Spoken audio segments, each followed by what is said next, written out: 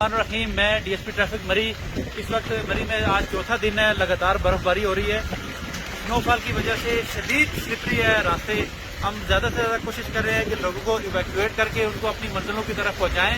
मरी में इस वक्त तकरीबन 30,000 से ज्यादा गाड़ी इंटर हो चुकी है और तकरीबन 20,000 से प्लस गाड़ी ऑलरेडी मौजूद है।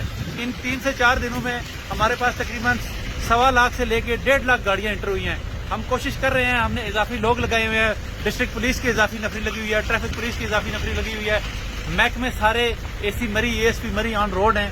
कोशिश हम कर रहे हैं कि ज्यादा से ज्यादा लोगों को हेल्प आउट करके इस मुश्किल मौसम में उनको अपने मंजिल मकसूद की तरफ रवाना करें। आपसे गुजारिश ये है कि आप ट्रैफिक पुलिस की हिदायत पर अमल करें, रॉन्ग पार्किंग ना करें, रोड पे खड़ी करके गाड़ी सेल्फियां मत बनवाएं और डबल लाइन ना बनाएं।